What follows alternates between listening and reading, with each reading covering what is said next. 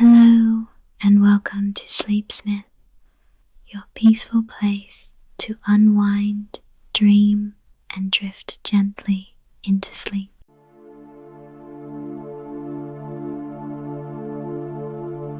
Before we start our story tonight, let me help you settle in with a simple, calming breath like a gentle lullaby for your body and mind.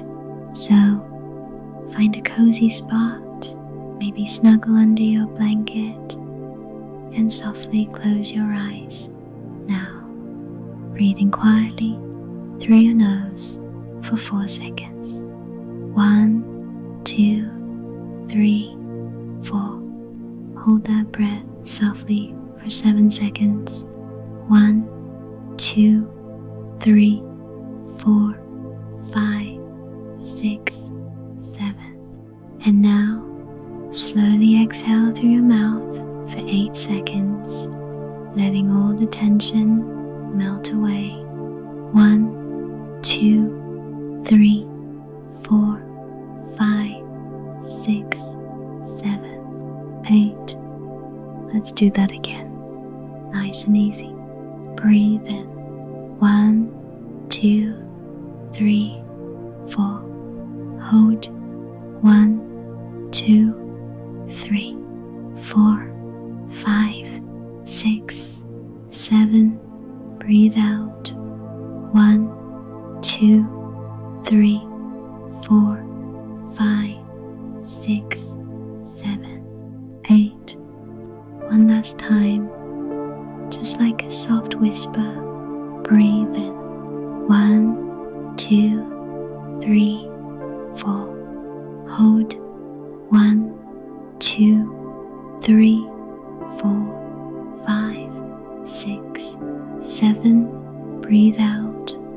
1, 2, 3, 4, 5, 6, 7, 8. Feel your body getting lighter, your mind quiet, as if you're being tucked gently into a calm, warm bed. Thank you for sharing this moment with Sleepsmyth. Now, relax completely and let the story carry you into a peaceful, restful sleep. Let's begin.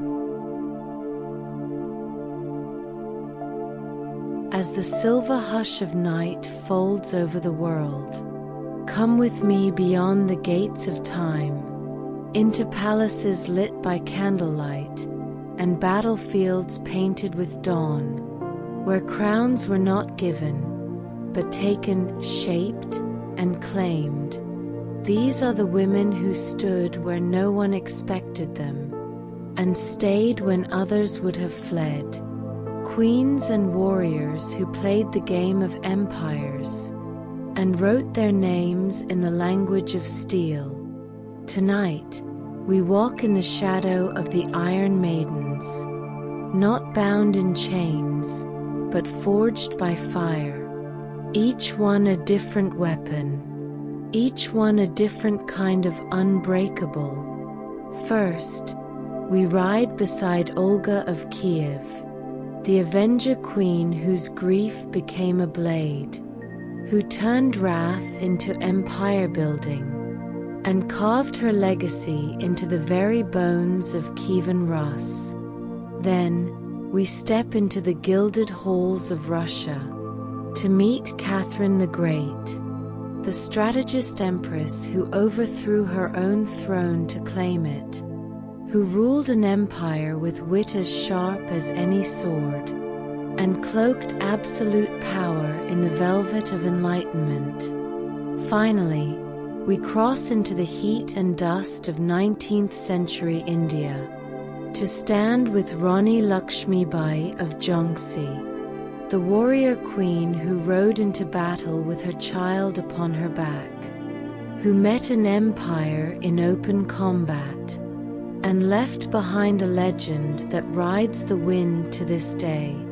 These are not tales of fragile crowns and whispered obedience. They are the stories of thrones won in firelight, of minds that outplayed kings, and of women who refuse to kneel. So, draw closer now. Let the smoke of ancient battlefields curl around you. Let the gold of forgotten courts glimmer before your eyes. And listen to the heartbeats of queens who would not break. For tonight, we open the pages of the Iron Maidens and remember the women who ruled on their own terms.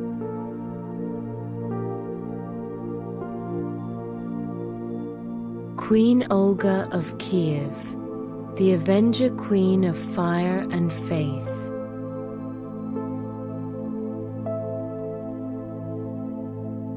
Winter Widow. The wind over the Dnieper River bit like sharpened glass. The snow lay heavy upon the land, muffling the cries of the city, save for the wail of a single heart torn apart.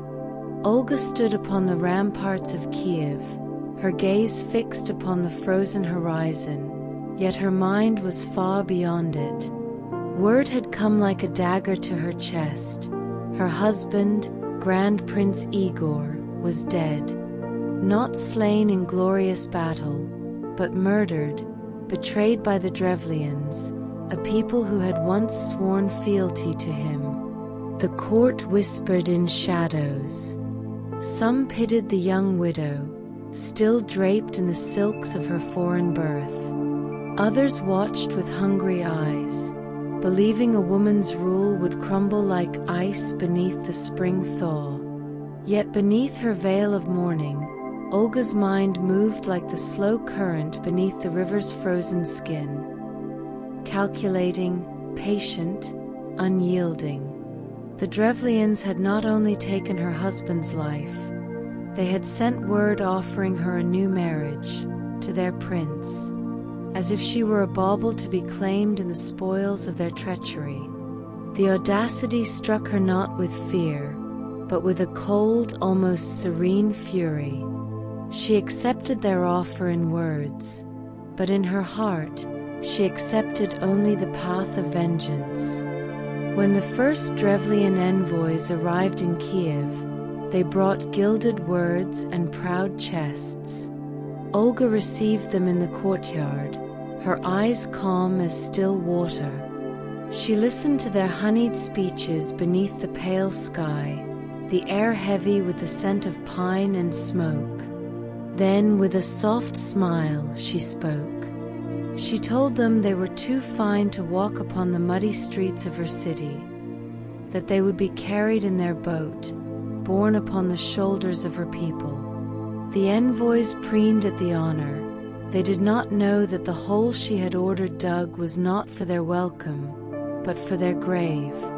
The boat was lowered into the trench, and as the men sat proud and unaware, earth began to fall upon them. First laughter, then shouts, then muffled screams swallowed by the soil. Olga stood above them, her face carved in marble, and when the last sound faded, the wind over the Dnieper carried only silence. This was but the first act, for Olga had learned what all great rulers must. Vengeance is not a flame to be spent in one burning. It must be a fire banked and fed, until the day comes when it consumes all who wronged you.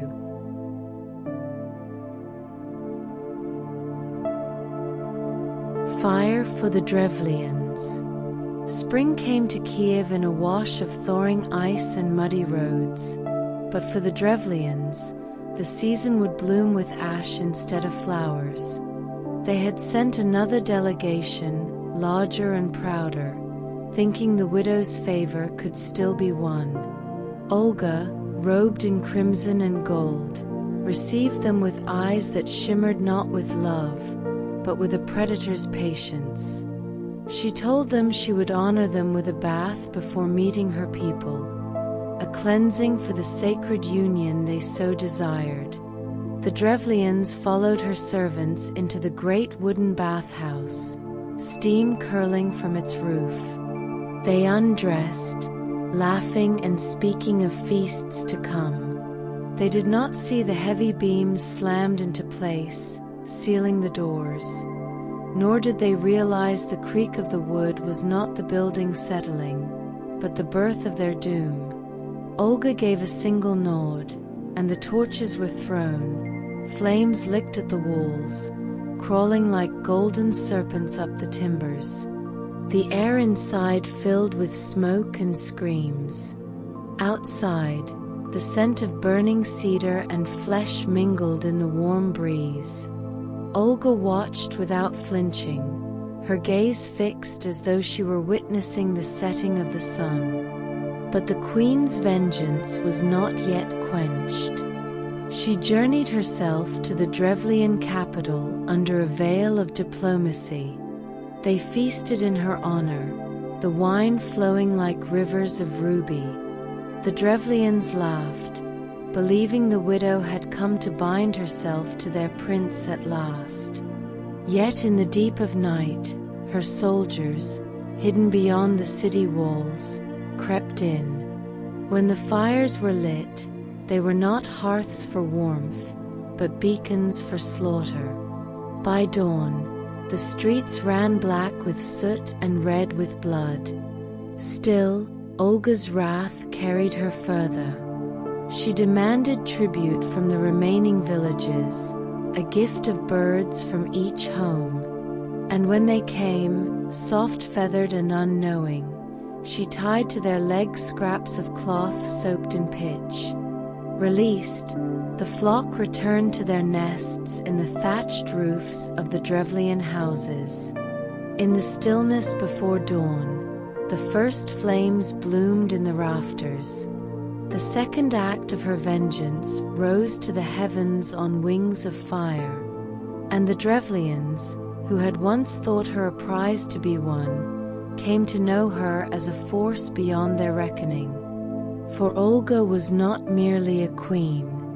She was winter's cold hand, spring's burning breath, and the unyielding summer that would never fade from their memory.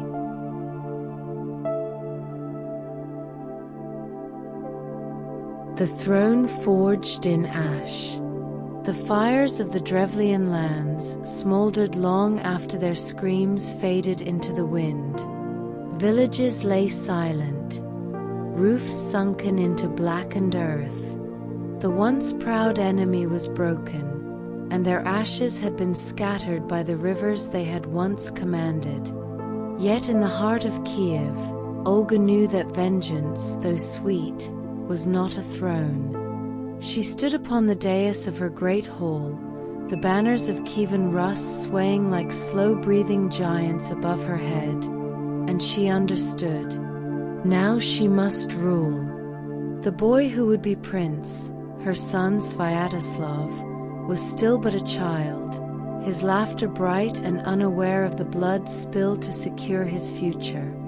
Until he could wield the scepter, Olga would wield it for him, not as a guardian bound by fear, but as a sovereign who had proven her will in fire and earth.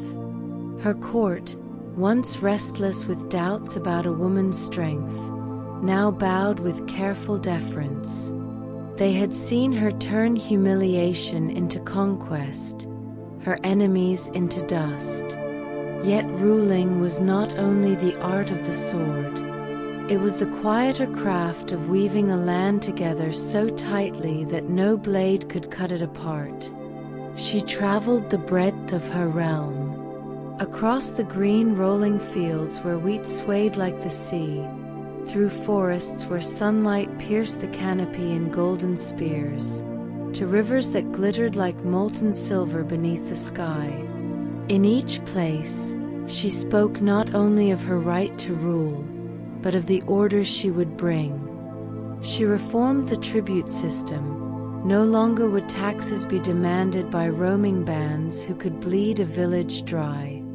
Instead, she set fixed collection points, her laws written in iron and ink. The people learned that under Olga's hand, their harvests would be counted fairly, their safety guarded, and their ruler's justice, though unyielding, was steady as stone. The foreign traders who came to Kiev's markets found not chaos, but order. Not the wild bickering of rival princes, but a city whose streets thrummed with purpose. Barges of fur, wax, and honey drifted down the Dnieper, bound for distant lands, and each one bore the mark of the queen who ruled with the precision of a blade's edge. In the stillness of her chambers, Olga would look toward the east, where the horizon burned with dawn. The Drevlians were no more, yet beyond them, other powers waited. Some with swords, some with words, all with the hunger for dominion. She knew that to meet them, she would need more than steel. She would need an idea vast enough to bind her people beyond fear, beyond greed, something eternal.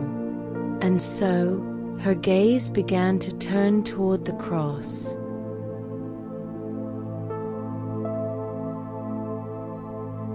The Queen and the Cross. It began with whispers. Merchants returning from Constantinople spoke of grand churches whose domes shimmered like suns, of hymns that rolled like tides through the air, of emperors crowned not only with gold, but with the blessing of heaven. Olga listened, and in her heart, the idea grew roots. Her land still followed the old gods, Purin of thunder, Veles of earth and cattle, Mokosh of women and weaving. Their temples smoked with offerings. Their idols stood proud in the groves. Yet Olga saw beyond them, to a world where kings ruled not by fear alone, but by divine right, their power sanctified by a faith that could not be taken with a sword. When she journeyed to Constantinople, it was as both ruler and seeker. The city rose before her like a dream given shape, its walls taller than the forests of Rus, its harbor crowded with ships whose sails were bright as banners in the wind. Within the Hagia Sophia, sunlight spilled through high windows, catching in clouds of incense, turning the air into something golden and holy. The voices of the choir rose like a river in flood, carrying her mind upward to a place beyond crowns and thrones. The emperor received her with ceremony befitting a sovereign, and when she spoke of baptism, he saw not only a convert, but a bridge, an alliance between the empire and the vast, untamed lands of the north. Olga was baptized into the Christian faith, taking the name Helena.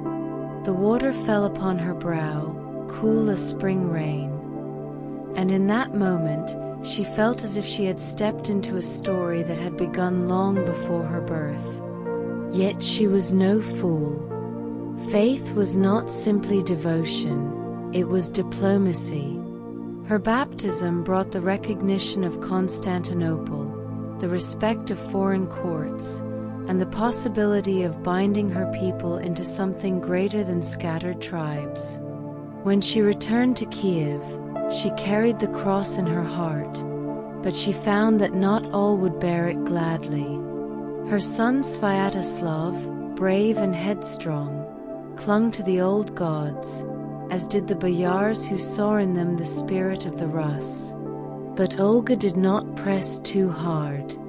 She knew that the seed of faith, once planted, could wait years, decades, even lifetimes, before breaking through the soil. And so, beneath her watch, Kievan Rus became a realm balanced between old and new, between the gods of the grove and the god of the cross, between the memory of vengeance and the vision of an eternal kingdom. Olga stood at its heart, not as the grieving widow she once was, but as a queen who had turned her life into a bridge between worlds.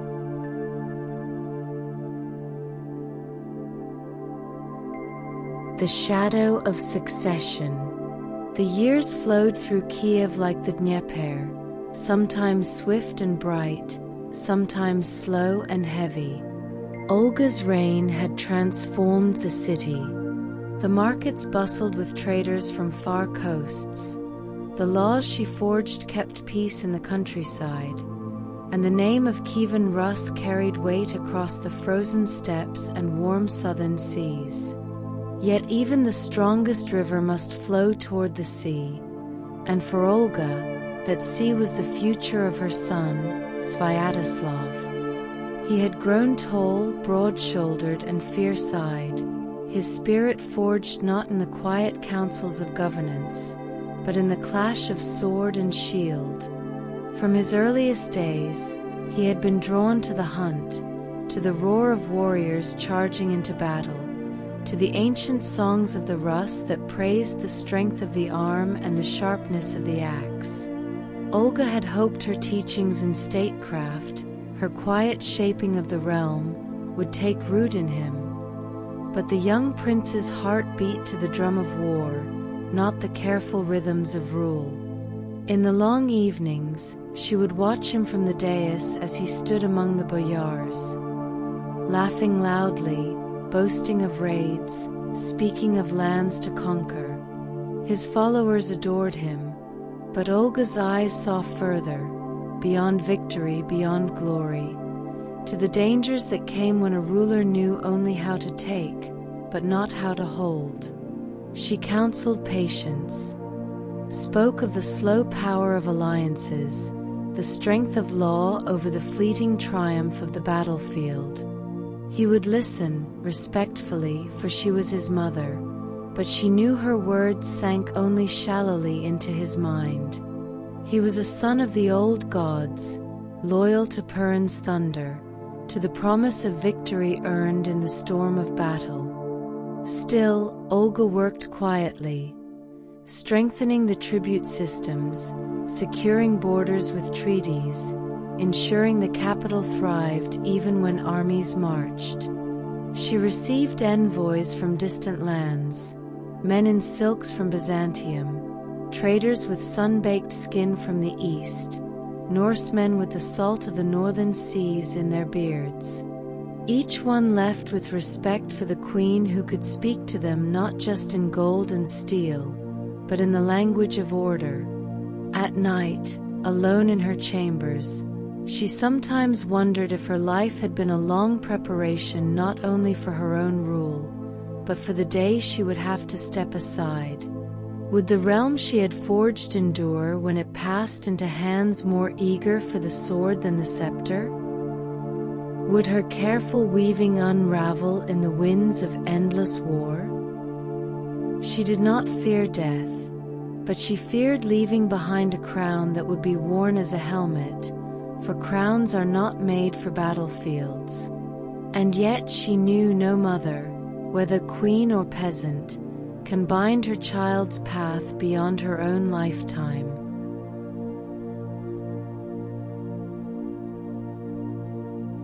Her last journey.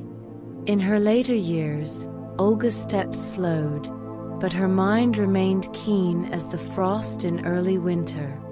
She had seen the seasons turn in her city, had walked among its wooden holes when they were little more than fortresses, and seen them grow into a place where the hum of markets and the clatter of hammers sang alongside the chanting of priests. Yet there was one final journey she longed to make. She yearned to return to Constantinople, not as the untested ruler seeking baptism, but as the sovereign who had held her realm together through fire and frost. The road was long, but the thought of the city's golden domes and marble halls drew her onward. When she arrived, the emperor himself received her with honors befitting an empress. Their words were those of old allies, bound not by blood but by the shared understanding of rulers who must hold many threads in one hand without letting any fall. They spoke of faith, of the slow work of turning hearts, of the balance between tradition and change. The emperor marveled that Olga had kept her people united without forcing the cross upon them, choosing instead to plant it in the soil of their future. He offered her gifts, silks that shimmered like captured moonlight, vessels of silver, icons painted with the deep colors of the Byzantine court. When she returned to Kiev, it was with a sense of quiet closure. She had not converted her son, nor the realm entirely, but she had set the foundation. And in the deep chambers of her heart, she knew that one day, perhaps long after her bones had turned to dust, the cross she carried would rise over the city's skyline. The years grew heavier. Her hair, once dark as the river in winter, turned silver. Her eyes still held the frost-sharp clarity of her youth, but her body moved with the slow grace of one who had walked through decades of storms. When her final illness came, she met it without fear. Her attendants wept. Her people gathered outside the palace, their voices low with sorrow. On the day she died, the air over Kiev was still. The Dnieper carried its waters without ripple, as if the river itself bowed to her passing. Sviatoslav ordered her burial with honor, though he did not yet share her faith. But he allowed her to be laid to rest in the rites she had chosen. The priests' voices rose in solemn song, and the first clods of earth fell gently upon the queen who had once brought fire to her enemies. And so Olga of Kiev, widow, avenger, lawgiver, seeker of the cross, passed into the tapestry of history, leaving behind not only the memory of her vengeance, but the shape of a realm she had carved with patience, vision, and unbreakable will.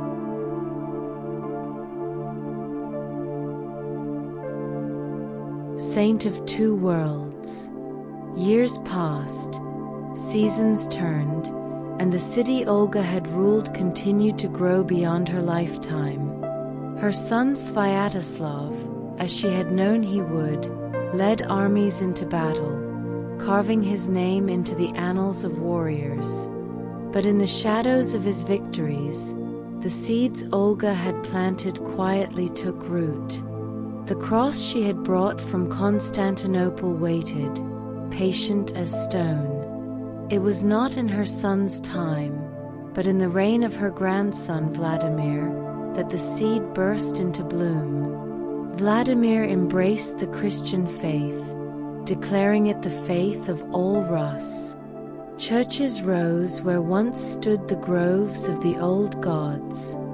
Hymns rolled across the Dnieper, where before there had been the war drums of Purin storms. And at the heart of this transformation, Vladimir honored the one who had first opened the door, the grandmother whose wisdom had spanned beyond her own age. Olga's name began to be spoken not just in the halls of rulers, but in the prayers of the faithful. They remembered her vengeance, yes, but also her justice, her vision, her quiet patience. Her story became a thread woven into two great tapestries, the fierce saga of the Rus and the shining chronicle of the Church. Generations after her death, the Church canonized her. Saint Olga of Kiev, the first Russian ruler to be recognized as a saint. To the faithful, she was the precursor of the Christian faith in Rus, the woman who had carried the light before the dawn. To the people who still whispered the old stories, she remained the widow who had broken her enemies and ruled without bending. Icons of her began to appear, her face serene, her hands holding the cross. But behind the painted calm lay the fire of a woman who had once buried her enemies alive, burned cities with the wings of sparrows, and dared to remake her world. Pilgrims spoke her name with reverence, storytellers with awe, historians with both. Thus she became a bridge between worlds, the old and the new, the sword and the scripture, the mortal queen and the eternal saint. And perhaps that is why her legend has never faded. For she did not belong to one age, but to all of them. carried forward by both the ink of the scribe and the voice of the storyteller.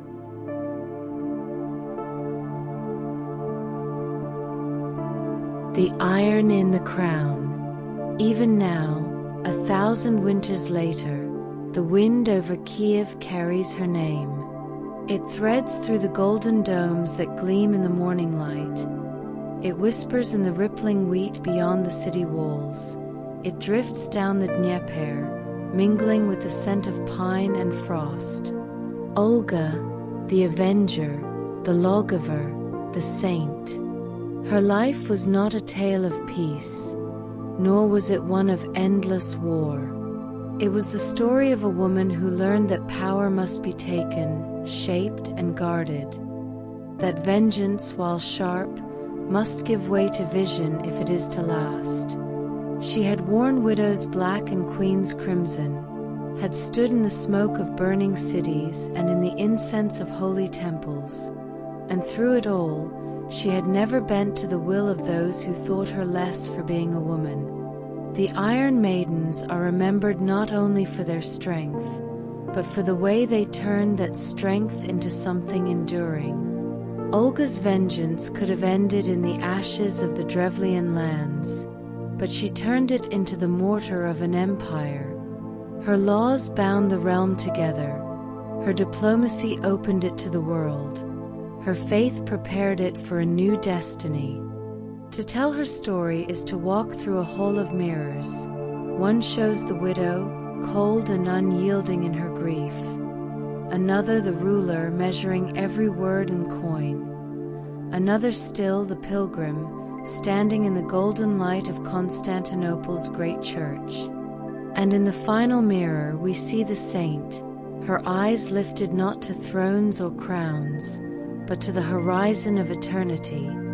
Yet all these faces belong to one woman, forged in the fires of loss, tempered by the waters of faith, crowned not just with gold, but with the iron of unbreakable will. And so the tale closes. The Drevlians are dust. Her laws are ink upon history's page. Her faith is carved into the soul of her people. But her legend, like the river she once ruled, flows ever onward, carrying with it the truth that some thrones are not inherited. They are made by hand, by heart, and by the will to stand unshaken when the world would see you fall.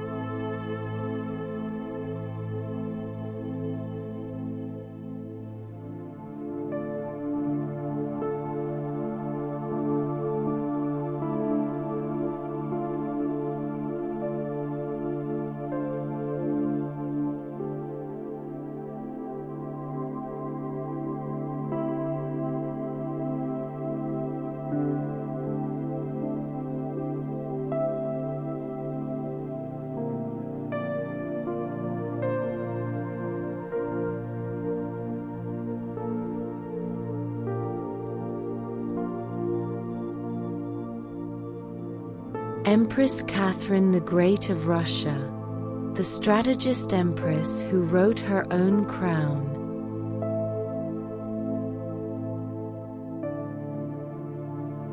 One German princess. The winter sun over Stettin was pale, almost shy, spilling its thin light over the frozen river. In the quiet halls of a Prussian manor, a girl named Sophie Friedrich August von Anhalt-Zerbst was born. No one knew then that she would one day rule the vast Russian Empire, but in the stillness of her first breath, the wheel of fate had already begun to turn. Sophie grew in a world of rigid courtesies and silent ambitions. Her father, a minor prince with more titles than lands, dreamed of military honor. Her mother, sharp-eyed and calculating, saw in her daughter a coin to be spent wisely upon the marriage tables of Europe. The girl learned early to hide her thoughts behind a smile, to listen more than she spoke, to read not only the words in books, but the meanings in glances. She devoured stories of great rulers, philosophers, and poets. Her tutors taught her French, the language of courts, history, the language of power, and music, the language of hearts. But it was her own restless mind that taught her the most valuable lesson of all, that a clever woman must move through the world like a cat through tall grass, unseen until the moment she strikes. When she was 14, the call came from far away. Russia, a land of snowbound palaces, gilded icons, and rulers whose power stretched farther than the horizon. Empress Elizabeth, daughter of Peter the Great, sought a bride for her nephew and heir, the awkward and mercurial Grand Duke Peter. Sophie's name, whispered by diplomats and polished by her mother's ambition, made its way into imperial ears. The journey to Russia was long, and every mile seemed to carry Sophie further from the girl she had been. The roads turned from cobblestones to ice. The churches grew taller, their domes swelling like captured suns. The language around her became strange music, thick with consonants, each word a challenge to her tongue. But she smiled, bowed, and learned. When she first stood before Empress Elizabeth, Sophie's heart beat like a drum under silk. She knew she was being weighed, not for beauty alone, but for grace, wit, and the ability to survive in a court as cold and glittering as its winter nights. She passed the unspoken test. She converted to the Russian Orthodox faith, taking the name Catherine. And in that moment, she was no longer the German princess. She was a bride-to-be of an empire. Yet Catherine's keen eyes saw more than the promise of a crown. She saw the cracks in the palace walls, the intrigues in the candlelit corridors, the dangers that came not from armies at the gates, but from whispers in the dark. And somewhere deep within her, a seed began to grow, not just to survive Russia, but to rule it.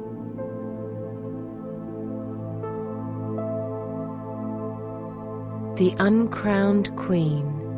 Life in the Russian court was a tapestry of beauty and venom. The halls of the Winter Palace glowed with candlelight, each chandelier dripping crystal like frozen rain.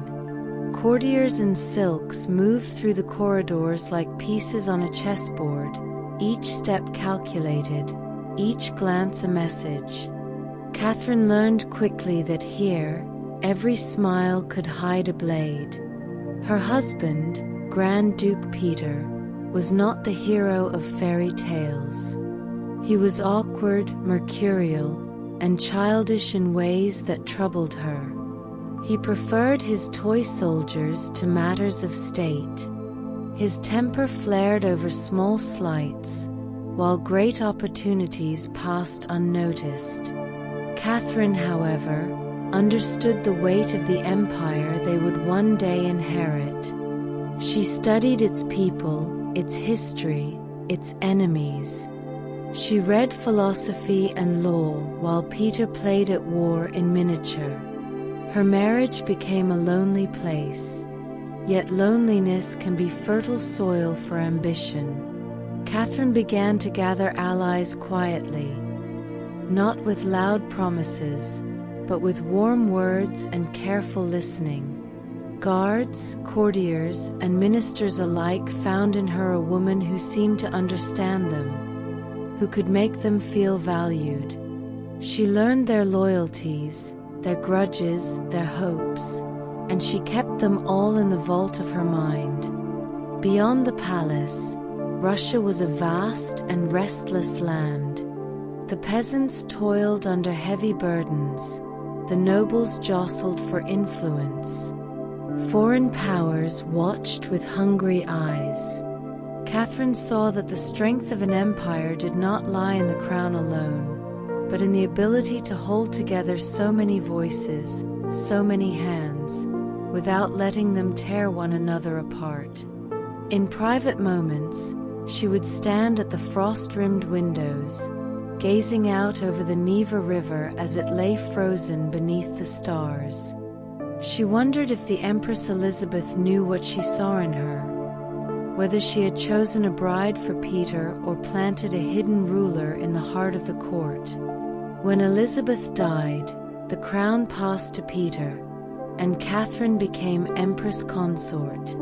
But though the title was hers, the power was not yet. She moved through the palace like a shadow edged in gold, watching, waiting. For Catherine knew that thrones are not secured by marriage vows, nor by inheritance alone. They are taken, and the moment to take hers was drawing nearer with every beat of the winter wind.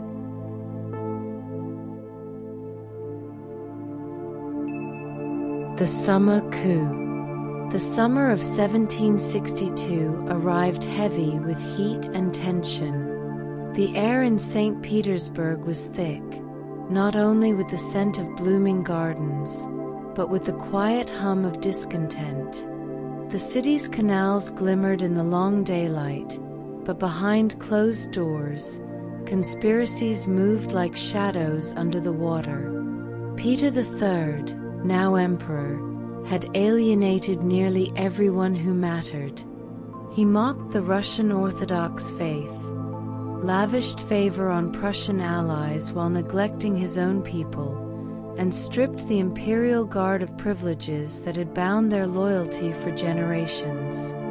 His erratic nature, once merely inconvenient, now threatened the very stability of the throne. Catherine felt the moment ripening like fruit in the sun.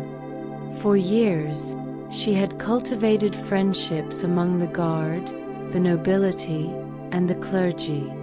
She had listened, remembered, and given each ally a reason to stand with her when the time came. And now, the murmurs reached her ears. The guard would support her if she moved. It was dawn on July 9th when Catherine was awakened by urgent knocks. The coup could wait no longer. If they hesitated, they risked discovery. She rose quickly, her mind sharper than the sword she would never need to draw. She dressed not in court finery, but in the green uniform of the guard, a visual pledge to the soldiers who would decide her fate. The streets of St. Petersburg stirred as she rode to the barracks. The soldiers, seeing her, broke into cheers. Their muskets struck the cobblestones in salute. Priests brought icons to bless her, the cross raised high above the crowd. In that moment, she was no longer the consort of an unpopular emperor. She was the living image of Russia's salvation. From the barracks, she led the guard through the city. They marched to the cathedral, where she was formally proclaimed ruler. The sun burned high above the gilded domes, casting light across her face as if heaven itself approved. She swore to protect the faith, the realm, and the people, and the cheers rose like a storm over the Neva. Peter, caught off guard in the countryside, returned to find his throne gone. Surrounded, outmatched, and abandoned by his allies, he had no choice but to abdicate. Within days, he was dead under mysterious circumstances.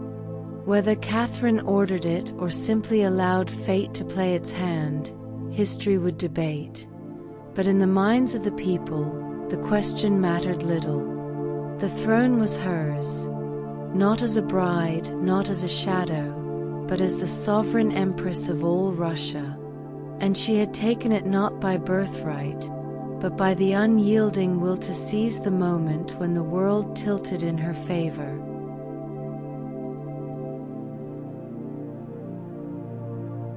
The Empress Ascendant.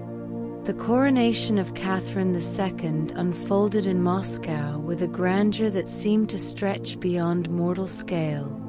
The Kremlin's golden domes blazed in the sunlight, their reflection caught in the bright banners that rippled in the warm breeze.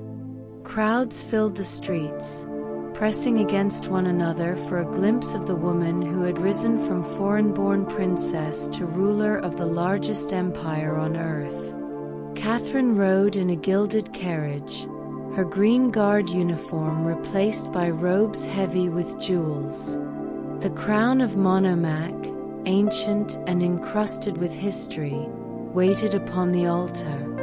The patriarch's voice intoned blessings that echoed through the cathedral's high vaults, mingling with the scent of incense, and when the crown touched her head, the applause outside roared like the sea in a storm. She knew the moment was both an ending and a beginning. The coup had given her the throne, but keeping it would require a different kind of battle. She would not rule as a figurehead, nor as a tyrant disconnected from the pulse of her realm. She would be, in every sense, an enlightened monarch, balancing power with perception, authority with the appearance of benevolence. She threw herself into the work of governance. Corresponding with philosophers like Voltaire and Diderot, she shaped policies that spoke of progress and learning. Yet she also knew the limits of idealism. Serfdom, the backbone of the Russian economy, could not be swept away without tearing apart the fragile balance between the nobility and the crown. And so she walked a careful line, speaking of liberty while keeping the social order intact. Beyond politics, she expanded Russia's borders through war and diplomacy alike. The empire reached into the Black Sea, secured parts of Poland, and tightened its hold over Siberia. Each victory was another stone laid in the fortress of her legacy. In the glittering halls of her court, she hosted grand balls where candlelight danced in the eyes of diplomats and lovers alike. She patronized the arts, filling palaces with paintings, sculptures, and libraries that rivaled those of Europe's finest capitals. And yet, beneath the music and the gowns, the pulse of her reign was steady and deliberate. Catherine had claimed her crown with a soldier's stride and now wore it with a scholar's mind. But she never forgot the lesson that had brought her here, that thrones are not inherited. They are held every day by those willing to outthink, outmaneuver, and outlast every rival.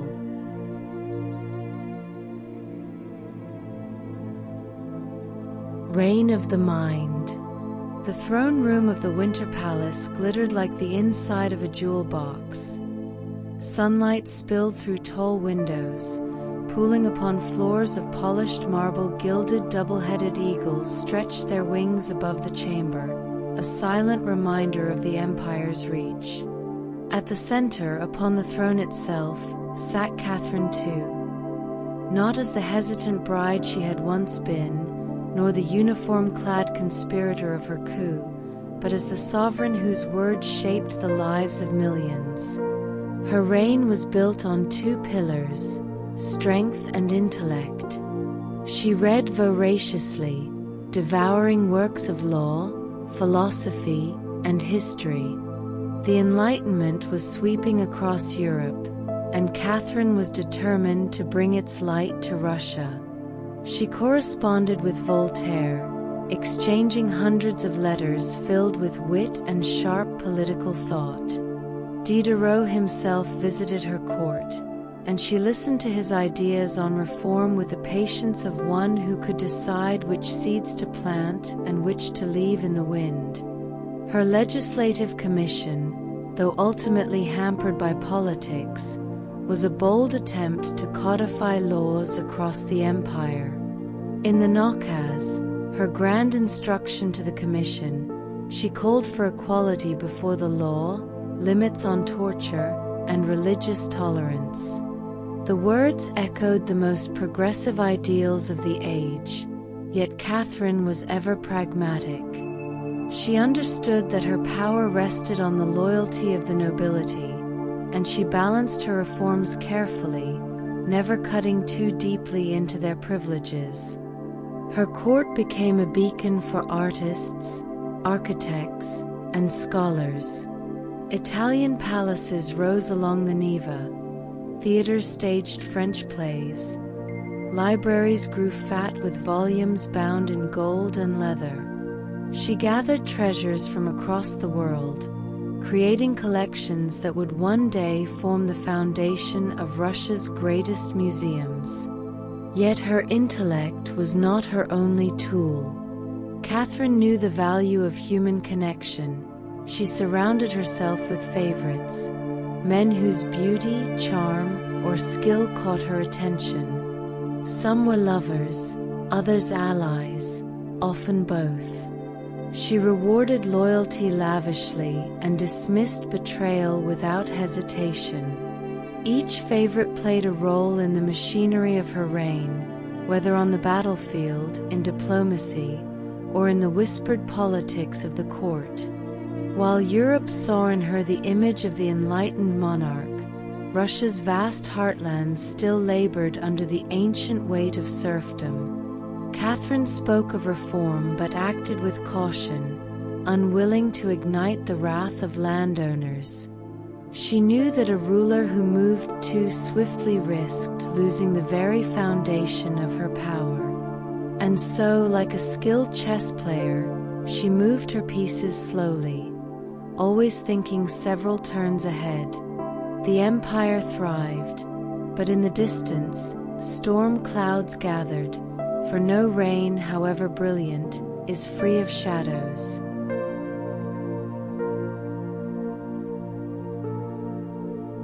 The Tempest of Rebellion. It began not in the glittering halls of St. Petersburg, but in the wide, wind-swept steppes. In 1773, a man named Yemelian Pugachev, claiming to be the late Emperor Peter III, rose against the crown. To the serfs and Cossacks who suffered under crushing burdens, he was a beacon of hope, a promise that the old order could be overturned. His rebellion spread like wildfire through the southern lands, gathering thousands to his cause. For Catherine, it was the most dangerous challenge of her reign. Pugachev's forces captured forts, burned towns, and executed nobles. Rumors spread that whole regions were lost to the crown. It was not merely a revolt, it was a test of whether the Empress could hold together the sprawling empire she had seized. She responded with the precision of a commander. Her generals were dispatched with seasoned troops. Supplies were moved swiftly along frozen rivers and muddy roads. Messages flew between the front and the palace, each carrying news of skirmishes, victories, or desperate retreats. Catherine herself oversaw the strategy, her mind as focused as it had been on the day of her coup. The rebellion was fierce, but the empire's discipline and resources prevailed. By 1775, Pugachev was captured, caged like a beast, and brought to Moscow. His execution was swift, his body broken as a warning to all who would challenge the Empress. Yet Catherine did not waste the lesson. The revolt had revealed the deep unrest among Russia's peasants, and though she did not free them, she strengthened the reach of her administration into the farthest provinces. Governors were appointed with clear instructions, fortresses were repaired, and the guard remained ever vigilant. In the years that followed, Catherine's foreign policy shone even brighter. She expanded Russia's borders into the Crimea, secured influence over the Black Sea, and played a decisive role in the partitions of Poland, bringing vast new territories under her rule. Her envoys maneuvered through the courts of Europe with the same grace and cunning she had once used to navigate her own. But she never forgot that the grandeur of her reign rested on a delicate balance. One hand held the scepter, the other the map of alliances and enemies. A single misstep, and the empire could fracture. As the Neva's ice broke each spring, the city's spires and domes reflected the light of a ruler at her zenith. Yet Catherine knew the truth that all great sovereigns must face. No zenith lasts forever. The horizon always hides the next storm.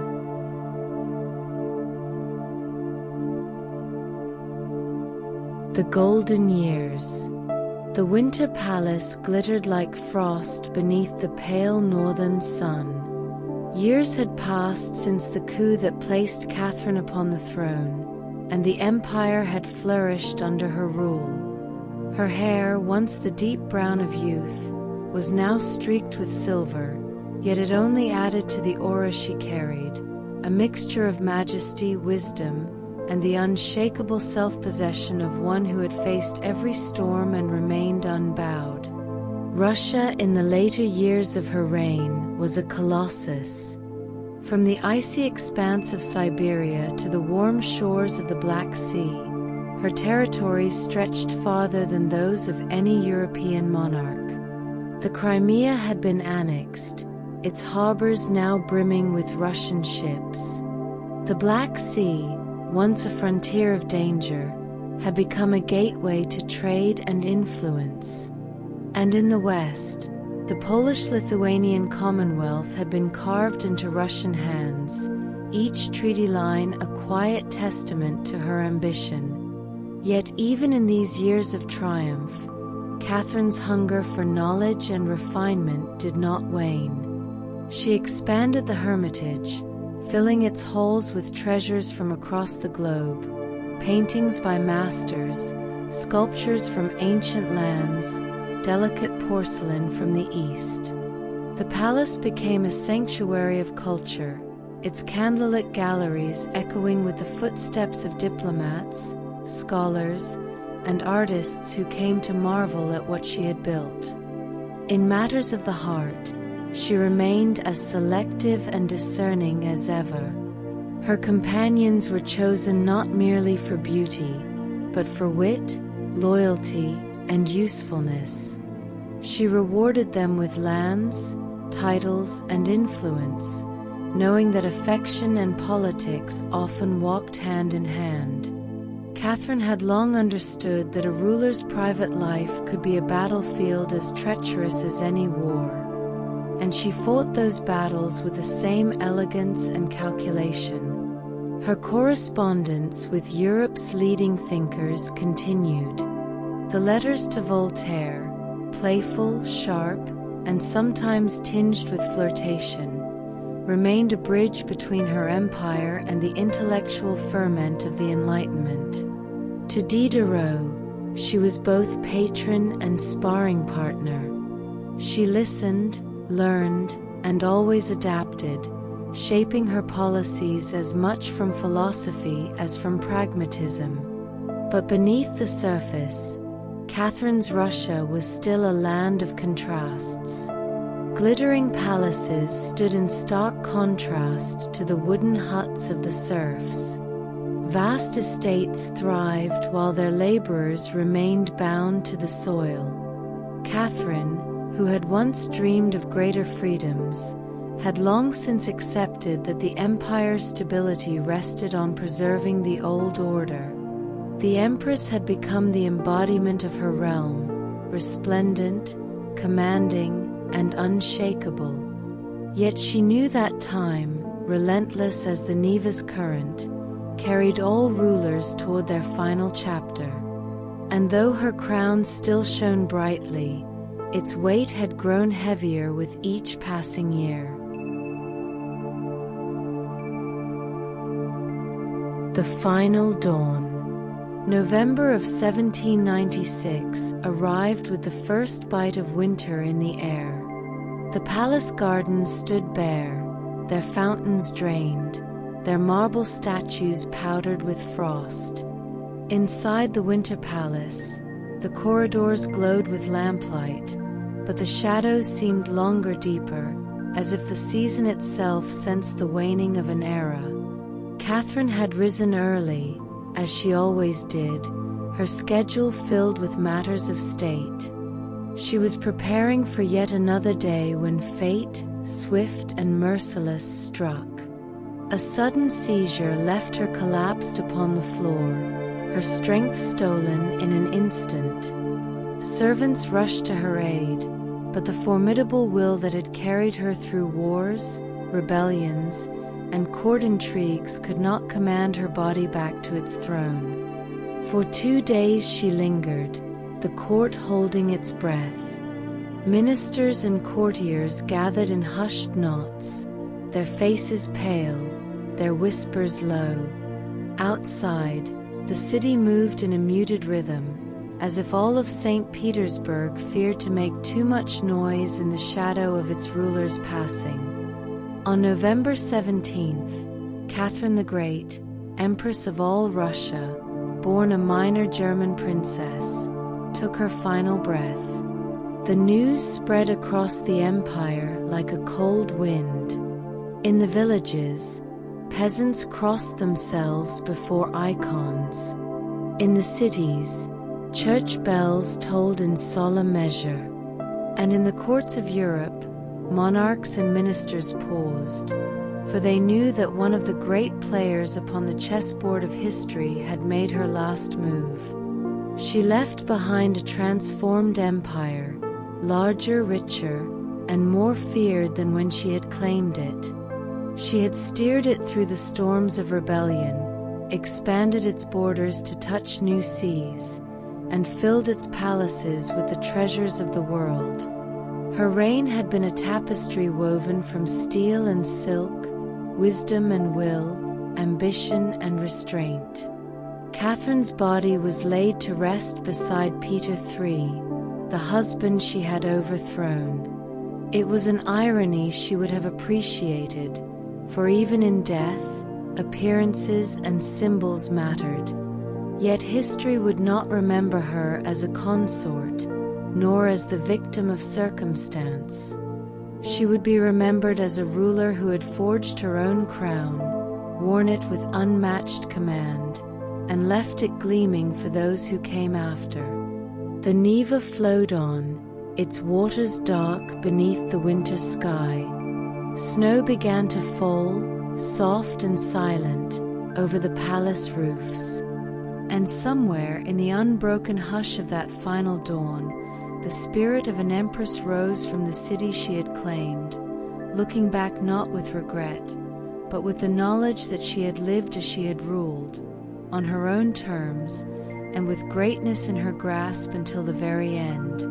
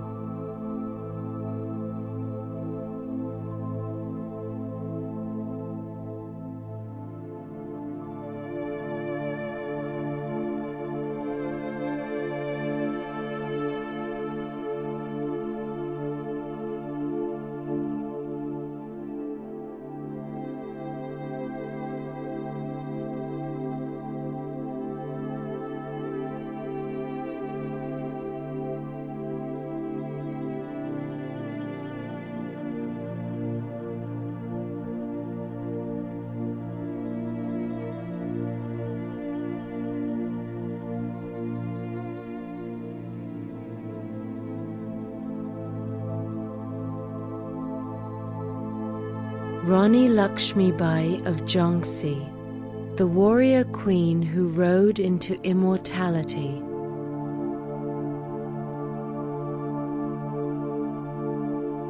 The birth of a flame. The summer sun of Varanasi blazed over the holy river Ganges, casting its golden shimmer upon the ghats where pilgrims prayed. In this sacred city, in the year 1828, a child was born who would one day ride into the pages of history. She was named Manikarnika, a name as bright as the jewelry it evoked, and yet her destiny would be forged not in gold but in the steel of battle. Her father, Moropant Tombe, served as a court advisor to the Peshwa of Bithur, and from him she inherited the discipline of governance.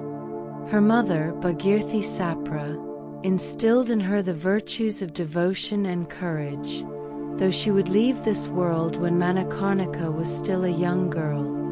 Orphaned in spirit but not in strength, the child grew up under the care of her father, running through the palace gardens of Bithur, her laughter echoing between the red brick walls. While other girls were taught embroidery and song, she learned the art of the sword. She practiced horseback riding with the palace guards, her small frame balancing effortlessly as the wind tangled her long black hair. She mastered archery, her arrows finding their mark with a precision that startled even the seasoned warriors. She rode alongside the Peshwa's adopted son, Nana Sahib, her closest childhood companion, racing across the dusty plains beneath a sky wide as eternity. From her earliest years, Manikarnika, affectionately called Manu, carried herself with an independence uncommon for girls of her time. She moved with the quiet assurance of one who knows she belongs not only to her home, but to the wider world. The river, the palace, the dusty training grounds, they all seemed too small for the force of her spirit. By the time she reached her teens, she was already a striking figure. Her eyes, deep and unyielding, carried both the warmth of friendship and the fire of defiance. Her movements were swift, precise, deliberate, as if she was already preparing for a life that demanded both grace and strength. The elders whispered that she was too headstrong for her own good, but in her father's eyes, she was simply destined for something greater. And in the quiet hours by the river, when the monsoon clouds rolled across the horizon, Manu herself felt it, a pull toward a destiny she could not yet name. But one day, the world would know it well.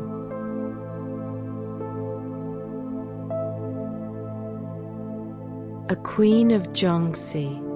In 1842, at the age of just 14, Manikarnika's life took a turn that would forever entwine her fate with that of a kingdom. She was married to Gangadhar Rao, the Maharaja of Jhansi, a princely state in the heart of India. Upon her marriage, she was given a new name, Lakshmibai, in honor of the goddess of prosperity. And as she entered the royal palace of Jhansi, with its sandstone walls rising against the cobalt sky, she stepped fully into her role as queen. Lakshmibai adapted to her new life with the same determination she had shown on the training grounds. She learned the intricacies of court protocol, the subtle politics of royal councils, and the duties expected of a ruler's consort. Yet she did not abandon the sword for the spindle. Each morning she still rode her horses, practicing her aim and keeping her body as disciplined as her mind. The people of Jhansi came to love their young queen, not only for her beauty and generosity, but for her willingness to listen. The palace itself became her stage. Its courtyards echoed with the rhythmic clang of sparring practice. The scent of jasmine floated through the air on warm evenings as she stood upon the ramparts, gazing out over the city she was learning to call her own. Markets bustled below, filled with the cries of merchants selling silk, spices, and brasswork. From the palace towers, one could see the land stretching endlessly toward the horizon, green fields rippling under the wind. In 1851, Lakshmibai bore a son, Damodar Rao, but her joy was short-lived. The child died within months. The loss struck her deeply, yet she stood in public with the composure of a queen, while in private she mourned with the raw heart of a mother. Determined to secure the succession, she and the Maharaja adopted a boy, Anand Rao, renaming him Damodar Rao in memory of their lost son. Her marriage to Gangadhar Rao was one of mutual respect, though often shadowed by his fragile health. In 1853, the Maharaja passed away, leaving Lakshmibai a widow at just 25. The throne now rested under the shadow of the British East India Company's policies, which sought to annex Jhansi under the infamous doctrine of lapse. They refused to recognize her adopted son as heir. In that moment, something long kindled within Lakshmibai blazed into open fire. She swore she would not surrender Jhansi without a fight. The young queen, clad in her widow's white, looked out over the city she loved and felt the weight of both crown and sword upon her shoulders. And from that day, she would carry them both.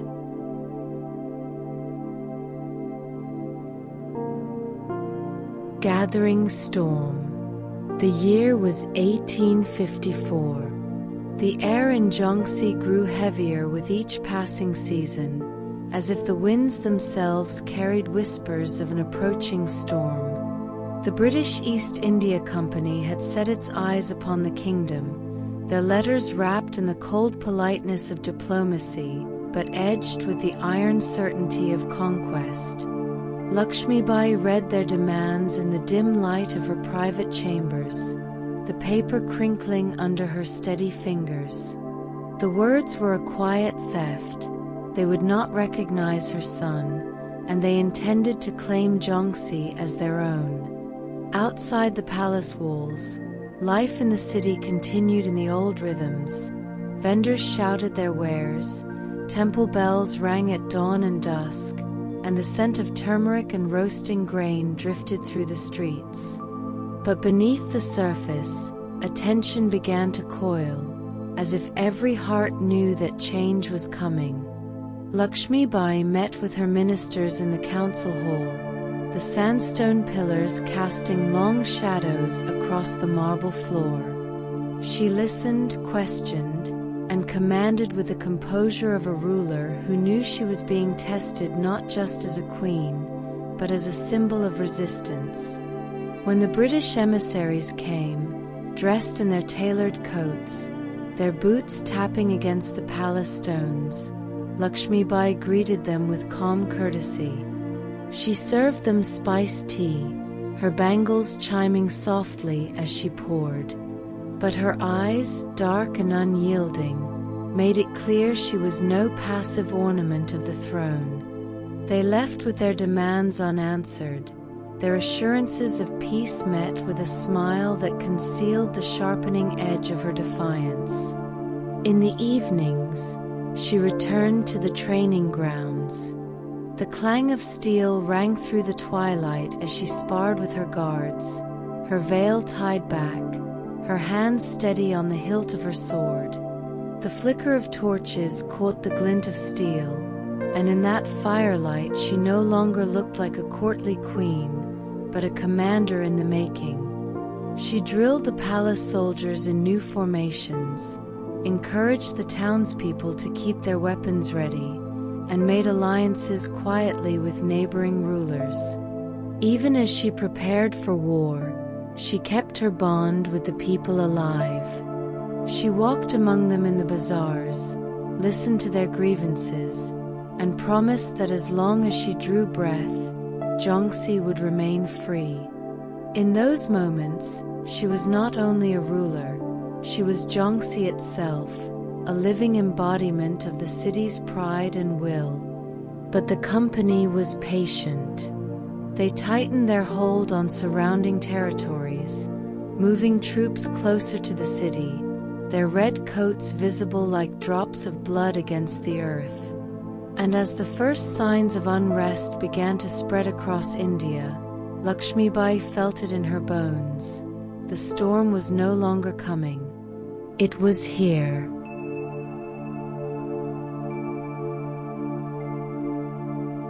The outbreak of rebellion. The spring of 1857 cracked the silence of India like a thunderclap.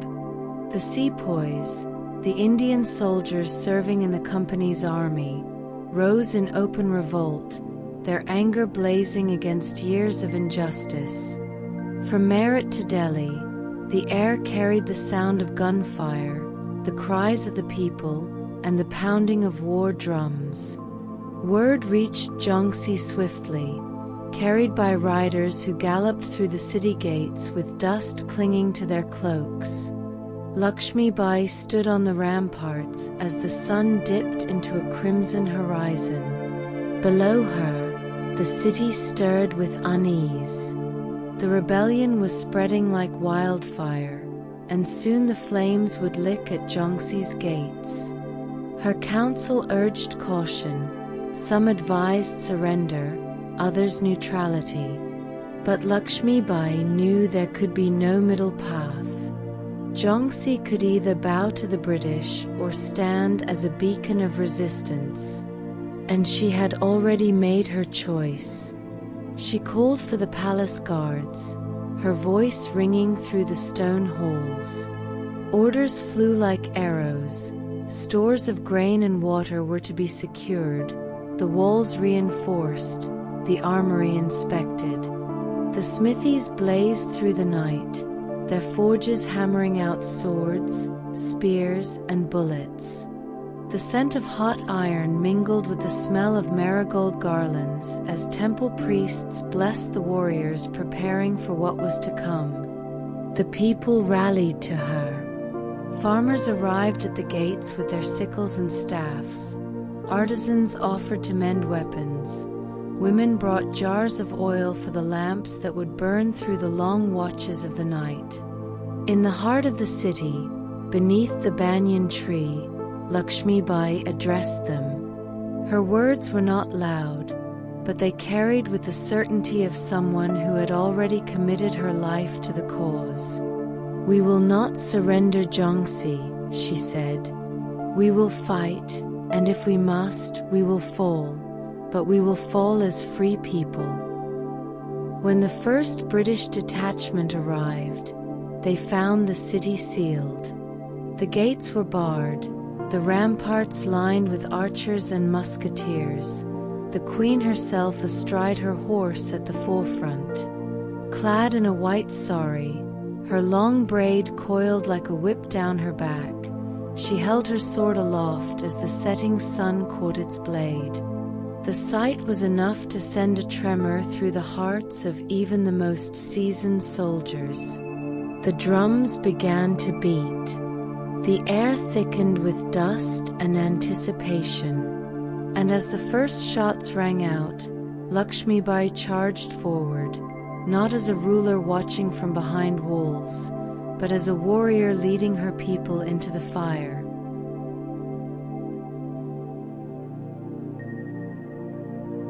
The Siege of Jhansi.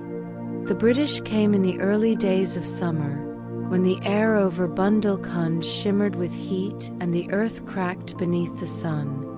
Their cannons rolled into position like beasts of war, their black mouths yawning toward the walls of Jhansi. The drums of the enemy thudded like distant thunder, and the red-coated soldiers moved in unison, a slow tightening of the noose. From the palace battlements, Lakshmibai surveyed the field.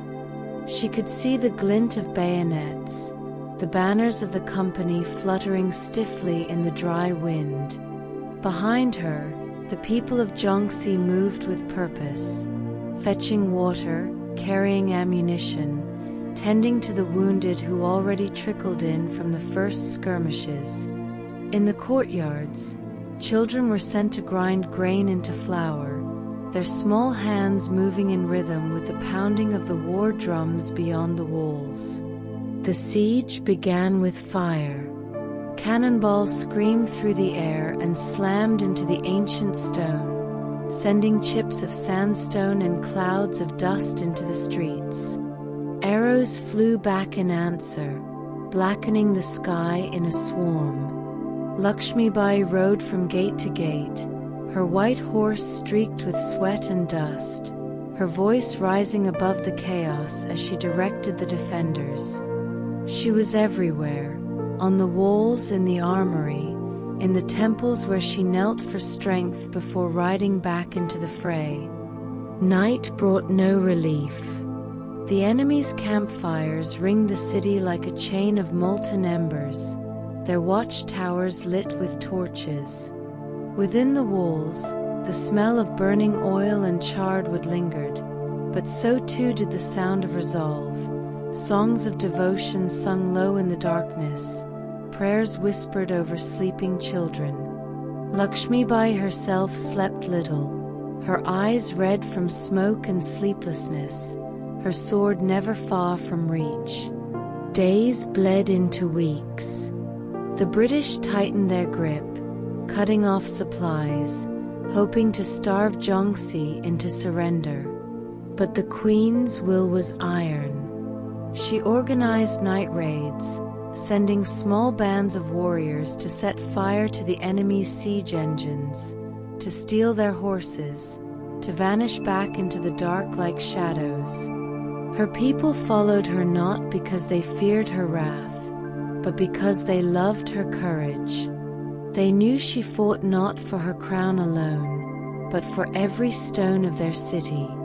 Still, the strain began to show. The wells grew shallow, grain stores dwindled, and the wounded filled every spare chamber of the palace. Yet, when a cannon shot tore open a section of the wall, Lakshmibai herself led the charge to repel the breach. The sight of her, sword raised, sari whipping in the wind, her eyes fierce with defiance, burned into the memory of all who fought that day. And though the wall bore scars, Jhansi did not fall.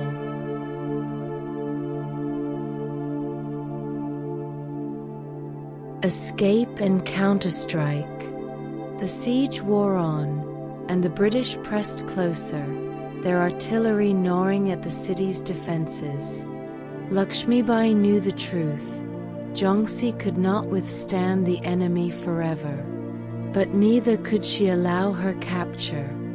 Her mind turned to strategy, to the thin threads of chance that might yet weave survival. She gathered her most trusted allies in the palace's inner chambers, the flickering light of oil lamps casting their shadows high upon the walls.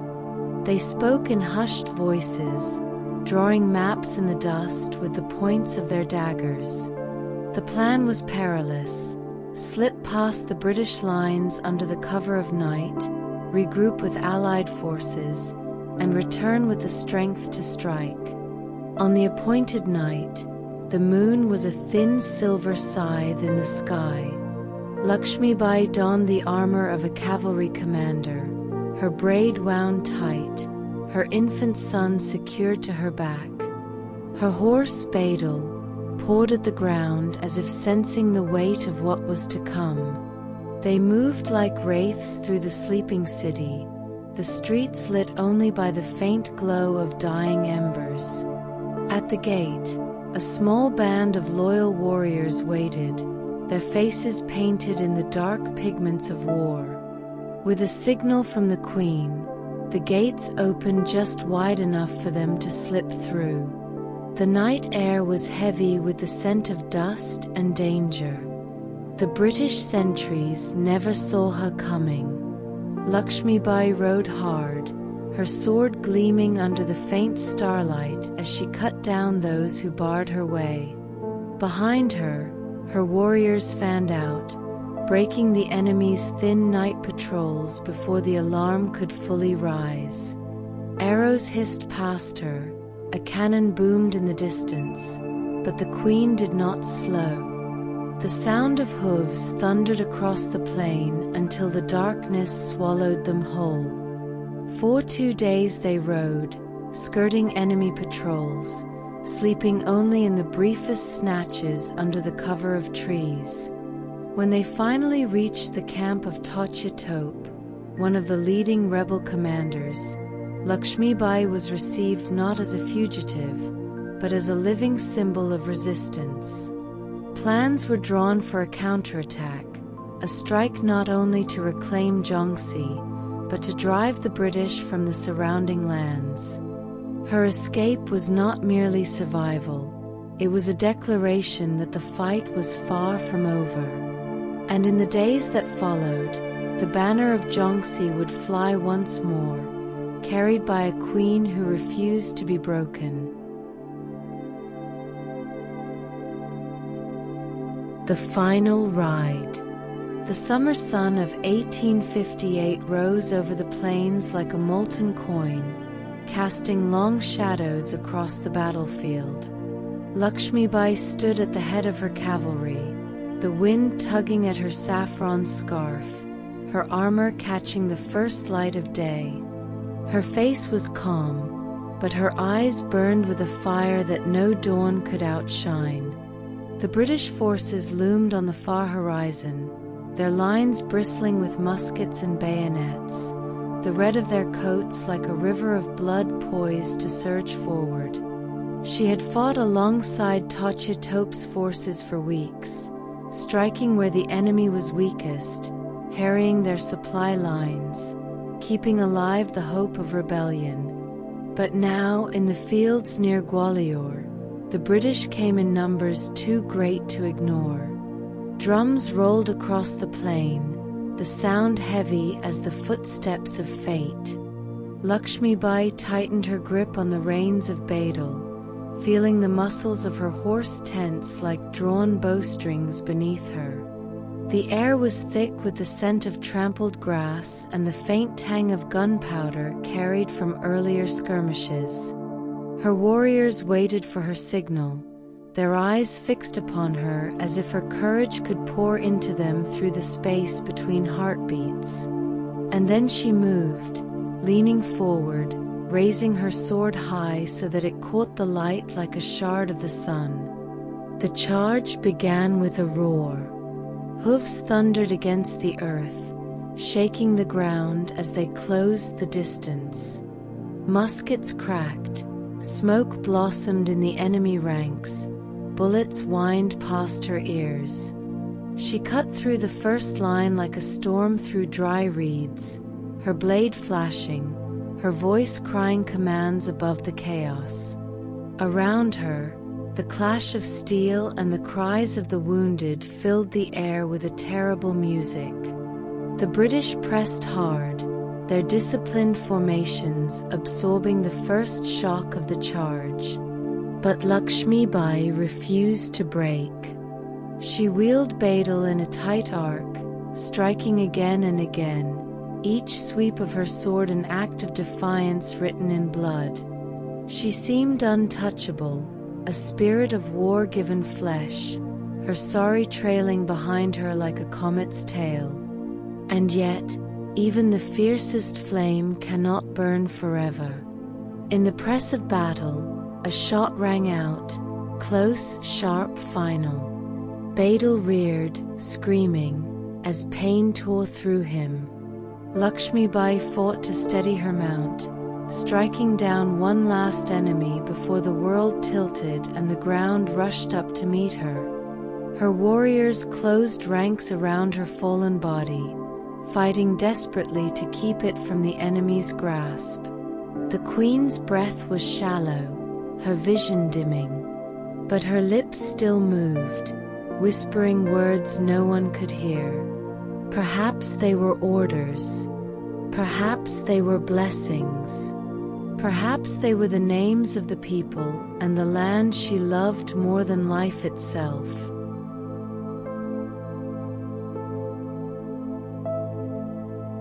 Into legend. They say she did not die as other mortals do, that even as her body faltered, her spirit rose, fierce and unbroken, carried on the wind that swept across the fields of Gwalior. Her warriors, loyal to the end, lifted her from the dust and bore her away under a veil of smoke and fire, ensuring that the British would never claim her as a trophy. In the days that followed, word of her passing spread like a shadow over the land. But with the shadow came a light, the light of her memory, burning in every village, in every whispered prayer, in every tale told by firesides. Mothers named their daughters after her. Poets wove her courage into song. Even her enemies, hardened men of war, spoke her name with a grudging reverence, for they had faced not merely a rebel queen, but a force of nature. The people of Jhansi say that when the monsoon winds first sweep over the land each year, they carry with them the sound of hooves, steady, unyielding, eternal. That it is Lakshmibai herself, riding once more across the fields she vowed to protect. They say her sword flashes in the lightning, and her voice echoes in the thunder. And in the hearts of those who hear it, courage stirs anew. Her death did not end her fight, it transformed it. She became the rallying cry of freedom, a symbol that could not be chained, could not be silenced, could not be erased. Generations yet unborn would take up her cause, inspired by the vision of a queen who rode into battle with her child upon her back, who faced an empire without flinching, who gave everything for the dream of a free land. And so she lives, not in the cold marble of statues alone, nor in the fading ink of history books, but in the pulse of the people, in the blood of a nation that remembers. She is the warrior queen, the flame that refused to die. And when the winds rise and the drums of war sound once more, her spirit rides again, leading the charge into eternity.